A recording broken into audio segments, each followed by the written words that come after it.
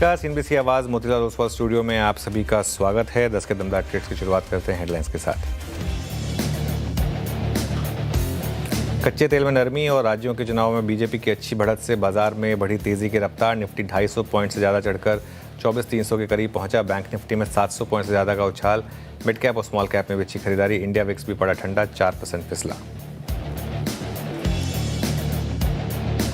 बंगाल, तमिलनाडु, केरल में सत्ता परिवर्तन के संकेत। रुझानों में ममता के किले में बीजेपी लगा रही है सेंध। बहुमत की ओर बढ़ी बीजेपी। इधर तमिलनाडु में बड़े उलटफेर के संकेत। स्टालिन को बड़ा झटका। विजय की पार्टी 90 सीटों पर आगे। एआईएडीएम के दूसरे नंबर पर खिसकी। असम और पुडुचेरी में बीजेपी की वापसी के संकेत। ऑटो शेयरों में आज फराटा रफ्तार, करीब 2% चढ़ा इंडेक्स। साथ ही रियल्टी, केमिकल्स, पीएसयू बैंक और कैपिटल मार्केट इंडेक्स में भी 1.5% से ज़्यादा की बढ़त। सरकारी बैंकों में 2% से ज़्यादा चले कैनरा बैंक और बैंक ऑफ बड़ौदा। वहीं डिफेंस शेयरों में आज हल्का दबाव। आज के बिग स्टॉक्स और स्पॉटलाइट पर सटीक। अच्छी बिक्री से मारुति ने पकड़ी रफ्तार। शेयर करीब 5% उछलकर निफ्टी का टॉप गेनर बना। वहीं दमदार नतीजों से 15% दौड़ा आइडिया फोर्ज। साथ ही रेल टेल में रफ्तार का, लेकिन कमजोर नतीजों से फिसला सीटीएसएल। वहीं स्पॉटलाइट बीएससी अभी भी मजबूत का है। बाजार को नहीं पसंद आए कोटक बैंक के नतीजे। शेयर करीब 3% फिसलकर निफ्टी का टॉप लूजर बना। डी मार्ट और सोना बीएलडब्ल्यू भी 4% टूटकर वायदा के टॉप लूजर्स में शामिल, लेकिन रिजल्ट के बाद जिंदल स्टील 4% भागा। और आज के 4 जीपीटी सेक्टर और शेयरों का जलवा। निफ्टी ईवी करीब 1.5% ऊपर। साथ ही मजबूत चार्ट्स के चलते बजाज ऑटो करीब 4% चढ़कर निफ्टी के टॉप गेनर्स में हुआ शुमार। वहीं चुरा इन्वेस्ट, हिमाद्री केमिकल्स और सन फार्मा में खरीदारी का।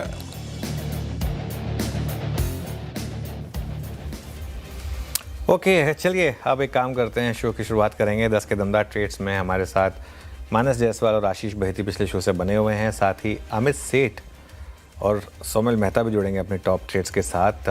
वहीं मार्केट ट्रेंड्स और कमाई की थीम पर 361 के प्रेसिडेंट अनु जैन होंगी। और टेक्निकल से बात करेंगे जेएम फाइनेंशियल सर्विसेज के director head of research Rahul Sharma ji से। इसके अलावा नतीजों पर सोना कॉमस्टार के ग्रुप सीएफओ रोहित नंदा होंगे। और नूपुर से जानेंगे कि आज की मारुति क्यों टॉप गियर में है सेल्स के बाद। एक नज़र मार्केट पर, और निफ्टी अब डे हाई पर 24,250 क्रॉस करने की तैयारी करता हुआ। 24,290 हाई था। बैंक निफ्टी लीड कर रहा है आज। बैंक निफ्टी करीब 650 पॉइंट ऊपर है अभी भी, लेकिन वो 55,500 के रेजिस्टेंस से थोड़ा सा दूर इंटरडे में क्रॉस किया था। मिड कैप में अच्छी स्ट्रेंथ है, 1% मिड कैप इंडेक्स ऊपर है। एडवांस डिक्लाइन अगर आप देखें तो शानदार, ऑलमोस्ट 3.4:1 के करीब का एडवांस डिक्लाइन, तो शानदार स्ट्रेंथ यहाँ पर। मेरे लिए आज का स्टॉक ऑफ द डे है मारुति। 4% एक बड़ा स्टॉक निफ्टी का, उसका ऊपर होना एक बड़ी बात है और क्लियरली आज का स्टॉक ऑफ द डे।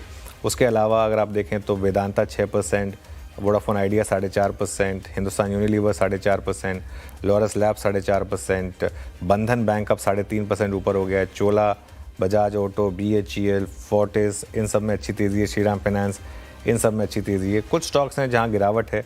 सब नतीजों के बाद सोना बीएलडब्ल्यू, एवेन्यू सुपरमार्ट और मजगांव डॉक और कोटक महिंद्रा बैंक। मज़े की बात चारों के नंबर्स अच्छे आए हैं। लेकिन इसके बावजूद एफएनओ के टॉप लूजर्स में ये चारों स्टॉक शुमार। बिरू जी, तो ये थी अब तक की थोड़ी सी समरी। डॉक्टर साहब, एक बार जरा प्लीज सिर्फ बंगाल के नंबर्स को स्क्रीन पे रखिएगा। Since market day high 250 point ऊपर निफ्टी बैंक 600 अंक ऊपर। एक बार उसको स्क्रीन पे रख देते हैं, फिर आगे बढ़ते हैं और पैनल से करते हैं बातचीत। और अब याद रखिएगा, बीजेपी 142 और पिछले 20 मिनटों में, मतलब आप समझिएगा करीब 8:45 बजे 10 बजे के आसपास से यहाँ पे थोड़ा सा टीएमसी के नंबर शेड होने शुरू हो गए हैं। जहाँ 111 का नंबर उन्होंने स्ट्राइक किया था, अब वो पीछे आ गए हैं और 142, तो बहुत बहुत बहुत नज़दीक बीजेपी पश्चिम बंगाल में अभी तक रुझानों के इन आंकड़ों में नज़दीक पहुँचती हुई, बहुमत से सिर्फ 5 अंक दूर, 5 सीट दूर। और डिफरेंशियल टीएमसी के लिए करीब 40 सीटों का बिग। चलिए अब एक काम करते हैं, पैनल से बातचीत करते हैं। मानस जायसवाल, आशीष बहेती जी पिछले कार्यक्रम से इस कार्यक्रम में भी, और अमित सेठ जी और सोमेल जी इस कार्यक्रम में मौजूद हैं। अमित जी, कैसा लग रहा है मैंने अभी तक के ट्रेंड्स आपको? जी good morning Virendra ji, good morning Anuj ji, good morning everybody on the panel. Virendra ji, अभी तक तो जैसे ट्रेंड्स रुझान टीवी में आ रहे हैं तो क्लियरली लग रहा है कि one side is winning. But मेरे ख्याल से आधा एक घंटा और वेट करें तो पूरा डेफिनेटिव ट्रेंड आ जाएंगे, बट मोरलेस अभी तक तो क्लियर है जी एक ही पार्टी का। तो वीरू एक चीज़ बताऊं, देखिए अमित जी अभी भी खुल के नहीं बोल रहे हैं, अभी भी खुल के नहीं बोल रहे हैं, अभी भी वो बोल रहे हैं कि एक पार्टी आगे है, रुझान आ जाने दीजिए थोड़े से। और कहीं ना कहीं ये आपको बता रहा है कि क्या है ना, वो थोड़ा सा, मैं उसमें जा नहीं रहा हूँ, उसके डिटेल में नहीं जा रहा हूँ मैं, लेकिन अभी भी तो भाई बिल्कुल यार सही कह रहे हैं हम तो फिर भी मुंबई में है ना, वहाँ तो वो तो कोलकाता में बैठे हैं, तो अभी भी खुल के बोलने से थोड़ा हिचकिचा रहे हैं। कोई बात नहीं अमित जी, हम समझते हैं आपकी दिक्कत इस समय की। गुड मॉर्निंग, आज की ट्रेड्स बता दीजिए चलिए। जी अनुज जी, इस समय की मेरी जो दो ट्रेड्स रहेंगी उसमें से both are on the long side. पहला रहेगा रियल्टी सेक्टर में हम काफी अच्छी स्ट्रेंथ देख रहे हैं, और आज के सत्र में अगर हम गोदरेज प्रॉपर्टीज का चार्ट देखें तो ये काफी शानदार चार्ट है। स्टॉक ने एक बेस बना के 10, 20, 50 डेमा रिगेन किया है। इट्स हेडिंग फॉर इट्स 200 डेमा ऑन द अपसाइड, जिस हिसाब से मोमेंटम है लगता है वो क्रॉस करेगा। लगभग 1886 का प्राइस है इस समय गोदरेज प्रॉपर्टीज का। इसे बाय करना है, स्टॉप लॉस रहेगा 1865 का और टारगेट्स रहेंगे 1930 के। दूसरा स्टॉक जो पसंद आ रहा है इस समय वो है जिंदल स्टील। जिंदल स्टील ने एक पुल बैक दिया था 10, 20 डेमा पे, और वहीं से हम स्टॉक में वापस एक अपथ्रस्ट देख रहे हैं। ओवरऑल स्ट्रक्चर पॉजिटिव है, हायर हाई हाई लो का स्ट्रक्चर है। तो जिंदल स्टील में स्टॉप लॉस रखना है 1252 का, 1252 का, और टारगेट्स रहेंगे 1300 रुपीज के। ओके, अमित जी के दो ट्रेड्स हो गए यहाँ पर। सोमिल, गुड मॉर्निंग, आपके दो trades. Good morning Veeru, good morning to everyone. मेरे दो ट्रेड्स होंगे। पहला ट्रेड होगा from the reality pack and दूसरा होगा from the pharma pack. The first one would be DLF. DLF में एक कंसोलिडेशन लास्ट दो हफ्तों से चल रहा है above 20 and 40 daily moving average. मैं प्रियम कर रहा हूं कि ये ऊपर की तरफ टूटेगा, ब्रेकआउट ऊपर की तरफ मिलेगा। ऑलरेडी एक शॉर्ट टर्म अप ट्रेंड में है, एवरेजेस के ऊपर चल रहा है। मेरा टारगेट ऊपर में होगा 630 और स्टॉप लॉस रखेंगे 585 पर। दूसरा कॉल होगा Lupin from the pharma pack. Lupin में भी वेरी सिमिलर एक बड़ा सा ट्रायंगल पैटर्न बन रहा है in the last 4 to 5 weeks. अच्छा खासा कंसोलिडेशन है above the 20 and 40 daily moving average, which is a very good setup here. Momentum indicators में बाय सिग्नल है। टारगेट रहेगा 2480 और नीचे में स्टॉप लॉस होगा 2300। ओके चलिए, तो ये इस समय सोमिल जी की दो ट्रेड्स हो गई। मानस जी, आपकी दो ट्रेड्स इस समय की। देखिए, पहला एस्ट्रल पे खरीदारी करेंगे क्योंकि एस्ट्रल ने 200 मूविंग एवरेज के आसपास सपोर्ट लिया अनुज जी। तो मेरा समझना है कि यहाँ पर एक बाउंस बैक देखने को मिल सकता है। एस्ट्रल में 1544 का स्टॉप लॉस लगाएंगे और 1635 1635 के टारगेट सेट करेंगे। तो दूसरा रिकमेंडेशन है वो सीमेंस पे है। सीमेंस में एक फ्लैग पैटर्न का ब्रेकआउट है। करंट लेवल्स पे खरीदारी करेंगे। स्टॉप लॉस आपके 3849 के रहेंगे और टारगेट आपके 4000 के आसपास के रहेंगे। ओके, सिमंस की भी अगर आप देखें तो यहाँ पे ट्रेड हो गया। तो यहाँ पे सिमंस 3908 पे डे हाई की ट्रिजेक्टरी में, मतलब आज वाकई अच्छी शार्पनेस है यहाँ पे कैपिटल गुड्स में। आशीष जी, आपके दो ट्रेड्स। जी वीरेंद्र जी, पहला जो ट्रेड रहेगा वो मैक्स हेल्थ पे खरीदारी की सलाह रहेगी। स्टॉक 1000 का जो एक रेजिस्टेंस एरिया था उसको सरपास करता हुआ देखने मिल रहा है, और एक अच्छा मोमेंटम बन रहा है इसमें अब। तो यहाँ पे 990 का स्टॉप लॉस लगाकर खरीदारी की सलाह है। ऊपर में जो टारगेट रहेंगे इसके वो 1030 और 1050 तक के भी लेवल्स देखने मिल सकते हैं। दूसरा जो स्टॉक हमें अच्छा लग रहा है वो Hyundai मोटर्स का। यहाँ ऑटो एज अ स्पेस काफी अट्रैक्टिव लग रहा है, तो यहाँ पे खरीदारी की सलाह है। जो स्टॉप लॉस मेंटेन करना है वो 1810 1810 का एसएल मेंटेन करे। ऊपर में हमें लगता है इसमें 1890 और 1930 तक के लेवल्स देखने मिल सकते हैं। ओके चलिए, अब मार्केट मान रहा है कि ये इलेक्शन जो है अब बीजेपी की तरफ बढ़ रहा है, और उसका सबसे बड़ा एग्जाम्पल है बंधन बैंक का। एक बार लेकर आइए, 5% ऊपर है। और वीरू देखिए, आज सुबह जो हमने बात की थी सुबह सुबह, इसीलिए मैंने सबसे पहले अपफ्रंट हेडलाइंस के बाद आज 8 बजे के शो में सबसे पहले यही बात की थी कि अगर वाकई में बीजेपी बंगाल जीतती है तो आपको किस स्टॉक पर फोकस करना चाहिए, और वो था बंधन बैंक का। और नंबर्स के बाद से हमने एक पॉजिटिव व्यू लिया था इस पर, और अगर आज बीजेपी बंगाल जीती तो बहुत और बड़ा पॉजिटिव होगा। ये पूरी की पूरी बात आपको CNBC आवाज़ पर समझाई गई थी, और उसका रीज़न भी समझाया गया था, क्योंकि बंधन बैंक का ज़्यादातर फोकस जो है वो वेस्ट बंगाल और असम में है, और असम में तो खैर बीजेपी की सरकार है ही ऑलरेडी, अब वेस्ट बंगाल में भी अगर हुआ तो वो इनके लिए बिजनेस के हिसाब से एक बहुत बड़ा पॉजिटिव होगा, और रुझानों में बीजेपी को पूर्ण बहुमत मिला है, और यही कारण है कि आप इस तरीके की रैली बंधन बैंक में, स्पेसिफिकली बंधन बैंक में देख रहे हैं। और देखिए यही तरीका होता है, अगर आप किसी एक चीज़ पर फोकस करें तो 20 चीज़ों पर फोकस करेंगे तो नहीं हो पाएगा। अगर आप फोकस कर रहे हैं कि आज बंगाल में ये रिजल्ट आया, मैं किस पर फोकस करूं, अगर आप एक स्टॉक पे फोकस कर लिया, बड़ा पैसा बन गया होगा आपका बंधन बैंक में। और पूरी की पूरी रैली स्क्रीन पर प्ले हुई है, ऐसा नहीं है 201 पे खुला है, 201 202 पे सबको मौका मिला है, और वहाँ से 210 तक की ये रैली प्ले हुई है। अब आपके ऊपर है, आप प्रॉफिट बुक करना चाहते हैं या ट्रेल करना चाहते हैं, वो आपके ऊपर। और खासतौर से अगर आप रिजल्ट के टाइम से कैरी कर रहे हैं तो बहुत ही ज़बरदस्त आप मुनाफे में बैठ चुके हैं ऑलरेडी। चलिए आगे बढ़ते हैं। अब हमारे साथ मार्केट ट्रेंड और कमाई की बातचीत करने के लिए 361 के प्रेसिडेंट अनु जैन हैं, उनसे समझते हैं कि मार्केट का सेटअप कैसा है। अनु, गुड मॉर्निंग। अनु, निफ्टी में एक बाधा रही है करीब करीब 24,500 की, बैंक निफ्टी में करीब करीब 55,500 की। पहले तो आपसे समझना चाहूँगा कि इंडेक्स पर इस समय आपका व्यू क्या है, निफ्टी और बैंक निफ्टी पर? मार्केट दो क्वाड्रेंट पे चल रहा है, एक पूरे वर्ल्ड मार्केट्स, एआई और क्रूड। अनफॉर्चुनेटली हम दोनों तरफ से मार खा रहे हैं, और इसलिए अगर ईरान में जिस तरीके से कल शाम से एक रुझान हुआ है कि शायद थिंग्स सॉर्ट आउट हो रहे हैं, क्रूड रिसीड कर रहा है, वो एक गुड साइन होगा। एंड जहाँ तक कि एआई के सवाल है, उसमें तो जो है जैसा है वैसा है। अगर आप देखेंगे कोरिया मार्केट्स और ताइवान को छोड़ के आपका कोई भी एशियन मार्केट्स कुछ खास किया नहीं है, इंक्लूडिंग चाइना। टेक ये है कि अगर आज जैसे कि हम देख रहे हैं, अगर बीजेपी जीत जाती है तो मेरे ख्याल से आप 24,500 अगर आप टिके तो आपका next level can be an interesting breakout, because जो पिछले एक महीने का रुझान है कि आपका निफ्टी रेंज बाउंड रहा है, लेकिन आपका स्मॉल कैप ब्रेकआउट दे रहा है, which is an indication that आपका रिटेल काफी एक्टिव है, बट इंस्टीट्यूशनल बाइंग में कहीं ना कहीं एक थम सी गई है।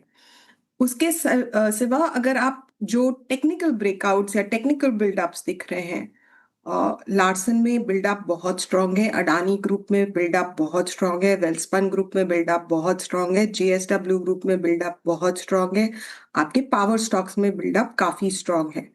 इसका इंडिकेशन ये है कि पूरा पब्लिक ये जानता है कि अगर जिस तरीके से हमारा आईटी कर रहा है या हमारा एफएमसीजी कंजम्पशन कर रहा है, फोकस वुड बी हियर। और अगर ये बीजेपी का इलेक्शन उसके साथ उसको ये बैकिंग देता है, तो मेरे ख्याल से जो टॉप इंडस्ट्रियल हाउसेस हैं आपके, they will definitely give you a fresh breakout. उसके साथ में जो बैंकिंग में एक शॉर्ट कवरिंग है, वो एक शॉर्ट कवरिंग का एक टूल पकड़ेगी, उससे आपको एक 2 से 3% कम से कम मिलेगा।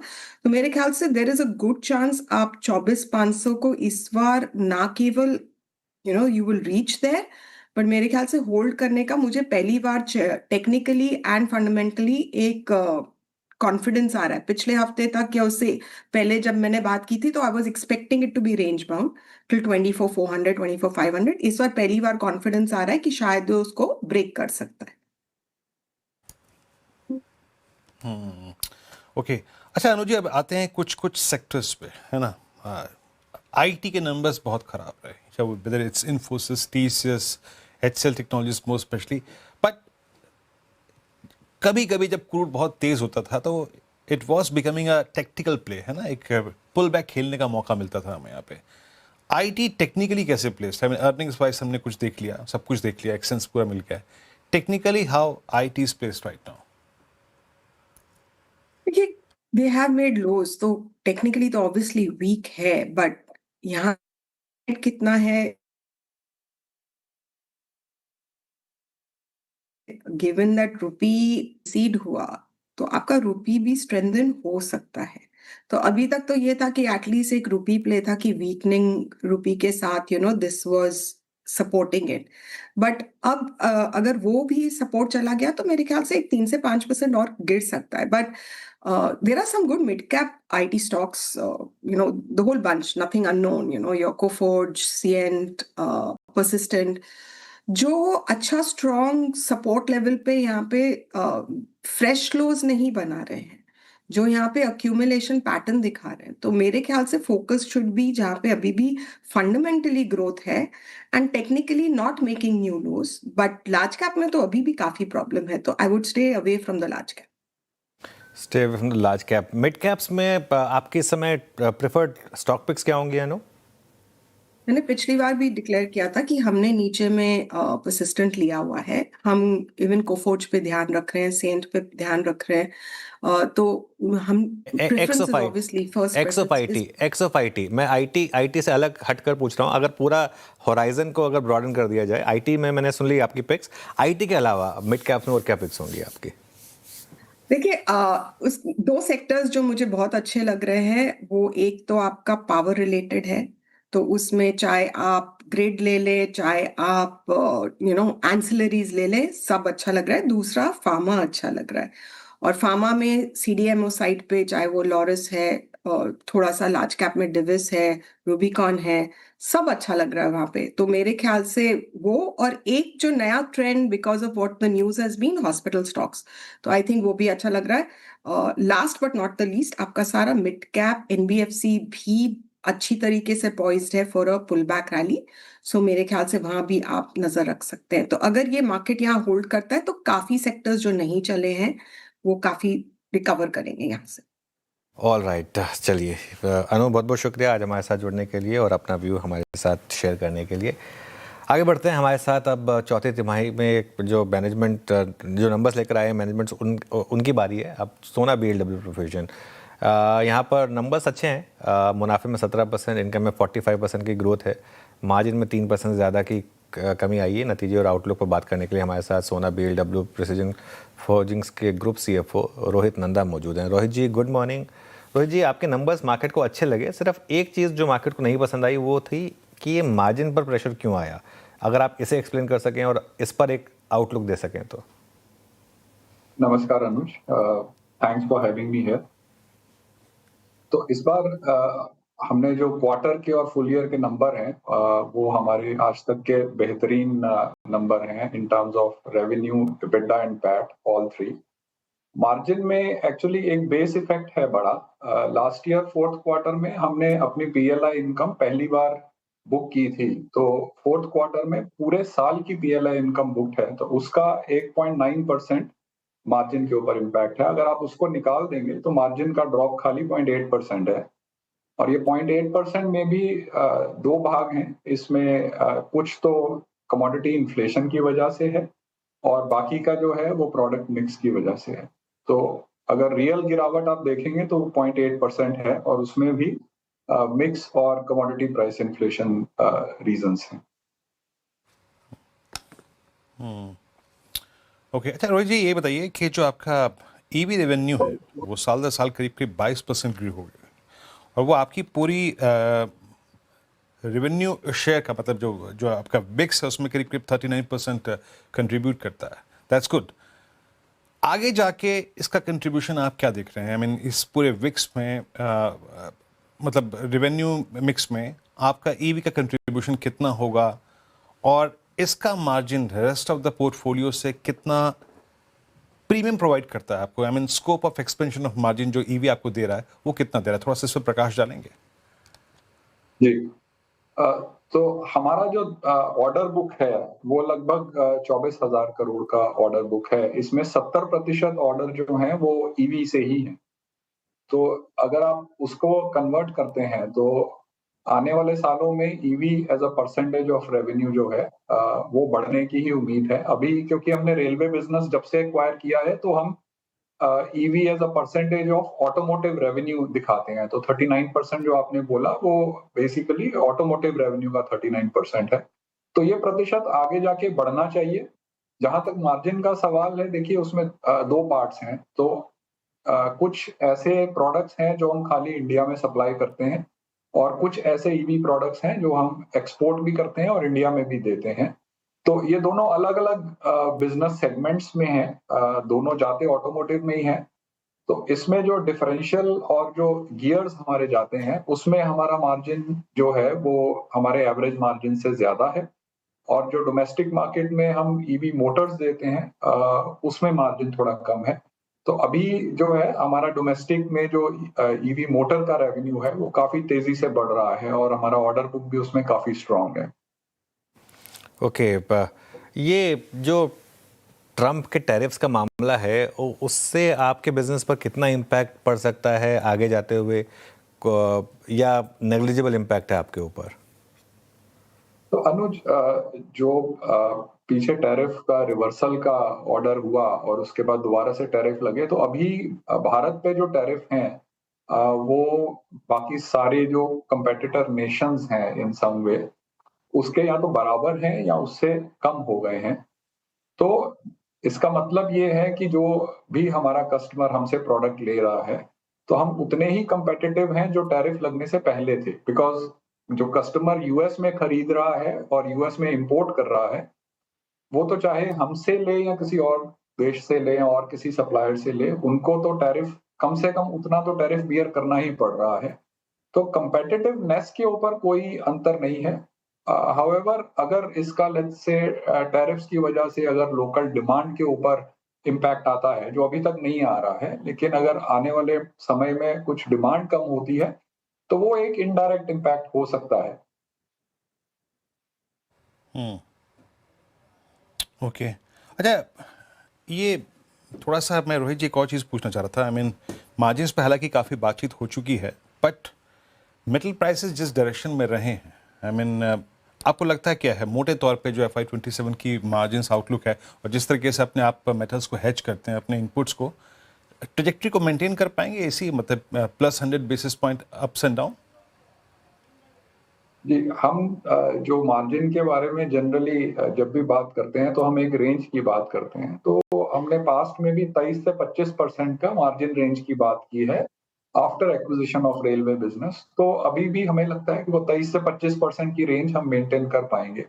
कमोडिटी प्राइसेस पे मैं एक चीज थोड़ा क्लियर करना चाहूंगा कि commodity prices mostly pass through होती हैं कस्टमर को, लेकिन उसमें जैसे आप समझ सकते हैं कि एक अरिथमेटिक इफेक्ट आ जाता है, क्योंकि आप जितना आपका कॉस्ट बढ़ा उतना ही आपने कस्टमर को पास ऑन किया, तो न्यूमरेटर डिनोमिनेटर में आप सेम अमाउंट ऐड कर रहे हैं, उससे परसेंटेज मार्जिन गिर जाता है।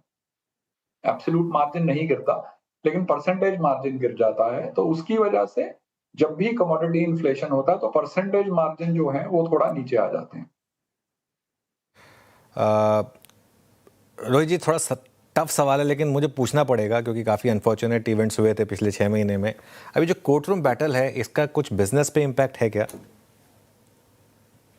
नहीं अनुज, इवन जब संजय जो हमारे भूतपूर्व चेयरमैन रहे हैं, उनके होते हुए ही मैनेजमेंट और ओनरशिप वो बहुत क्लियर थे। तो वो उन्होंने ही उस टाइम के ऊपर पूरा सेटअप मैनेजमेंट का इस तरह से था कि उनका कोई भी डे टू डे कंपनी की रनिंग में इवन उस टाइम पे भी कोई इंटरफेरेंस नहीं था। तो कंपनी के रनिंग पे और कैसे कंपनी ऑपरेट करती है उसके ऊपर कोई असर नहीं है। इवन संजय जब थे तो वो भी नॉन एग्जीक्यूटिव चेयरमैन ही थे कंपनी के, वो एग्जीक्यूटिव रोल में नहीं थे।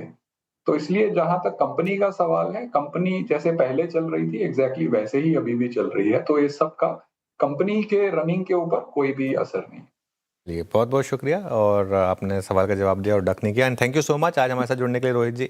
ऑल द बेस्ट आपको आगे आने वाले क्वार्टर्स के लिए। चलिए आगे बढ़ते हैं, बात करते हैं आज की हीरो ऑफ द डे की, मारुति। नूपुर के पास चलते हैं कि क्यों फराटा रफ्तार में मारुति, हालांकि डे हाई से थोड़ा नीचे आया। नूपुर बताइए। बिल्कुल, यहाँ पर अप्रैल महीने के बिक्री के आंकड़े आते हुए दिखे और ऑल टाइम सेल्स यहाँ पर अप्रैल में देखने को मिली है। इनफैक्ट वाई आधार पर देखें तो आपको 33% की स्ट्रॉन्ग ग्रोथ यहाँ पर देखने को मिलेगी। करीबन 2,39,600 के आसपास यूनिट्स यहाँ पर अप्रैल के महीने में बिक्री होती हुई नजर आई है। हाईएस्ट एवर मंथली सेल्स देखने को मिली है। वाई आधार पर भी देखें तो 33% की ग्रोथ है और मंथ ऑन मंथ यानी कि मार्च से कंपेयर करेंगे तो 6.5% की ग्रोथ आपको नजर आएगी। FY27 की जो शुरुआत हुई अप्रैल के महीने में काफी स्ट्रॉन्ग यहाँ पर बिक्री के आंकड़े देखने को मिले और उसी के साथ 3% से मार्केट शेयर भी यहाँ पर बढ़ते हुए दिखा है। 39% का मार्केट शेयर बढ़ के 42% के आसपास पहुंचता हुआ नजर आया और यही दिखाता है कि जो डिमांड है मास सेगमेंट पे वो काफी स्ट्रॉन्ग यहाँ पर आती हुई नजर आई है और मार्केट डोमिनेंस जो है कंपनी की वो बरकरार है। और बैकलॉग की बात करें तो वो भी काफी हेल्दी और जो कंपनी का नया प्लांट है उसकी कैपेसिटी अनलॉक होने की वजह से एक बेनिफिट यहाँ पे मिलते हुए दिखा है। इन्वेंट्री लेवल्स पर नजर डालें तो फिलहाल तो नॉर्मलाइज लेवल पर ही नजर आ रही है, कोई बड़ा चैनल स्टफिंग के कंसर्न्स यहाँ पर नहीं दिखाई दे रहे। सेगमेंट्स देखें तो पैसेंजर कार में करीबन 40% से ज़्यादा की ग्रोथ देखने को मिली, कॉम्पैक्ट एंड मिड साइज में भी 30% से ज़्यादा की ग्रोथ है, एक्सपोर्ट्स देखें तो 40% से ज़्यादा की ग्रोथ यहाँ पर भी आती हुई दिखे। तो हर एक पैरामीटर पे स्ट्रॉन्ग बिक्री के आंकड़े नजर आए, ऑल टाइम हाई हिट किया है यूनिट्स बिक्री के मामले में अप्रैल 2026 में।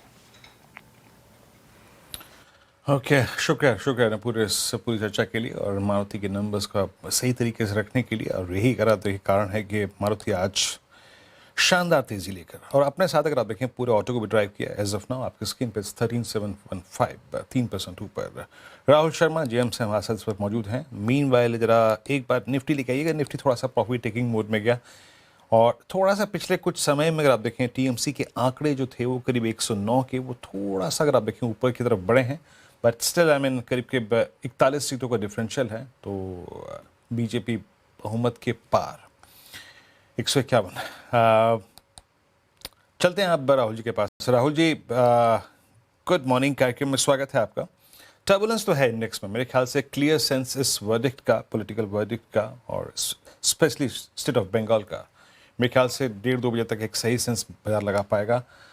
आप इंडेक्स से दूर क्या कर रहे हैं इस वक्त? इंडेक्स वोलेटाइल है, आई मीन 24,200, फिर हम 23,800 गए, फिर हम फिर 24,200 आज हिट कर रहे हैं। It's too volatile to trade. Stock specific view क्या है आपका इस बाजार में?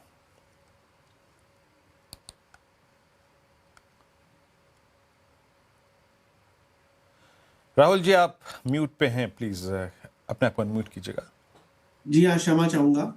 वीरेंद्र जी देखिए, सबसे बड़ा ब्रेकआउट जो आज के सेशन में हमने देखा है वो है फार्मा इंडेक्स में। फार्मा इंडेक्स में पिछले 18-19 महीने का जो एक कंसोलिडेशन था वो ब्रेकआउट होता हुआ दिख रहा है। इनफैक्ट जो मंथली क्लोज थी अप्रैल की, वो काफी मजबूत वॉल्यूम्स के साथ क्लोज हुई है और हमें लगता है कि फार्मा इंडेक्स यहाँ पे एक बड़ा ब्रेकआउट, यानी कि आने वाले 3 से 4 महीने में यहाँ पे बड़ी अपसाइड देखने को मिल सकती है। अब इंडिविजुअल सेटअप्स भी अगर हम यहाँ पर देखें तो काफी प्रॉमिसिंग इनके चार्ट सेटअप्स है।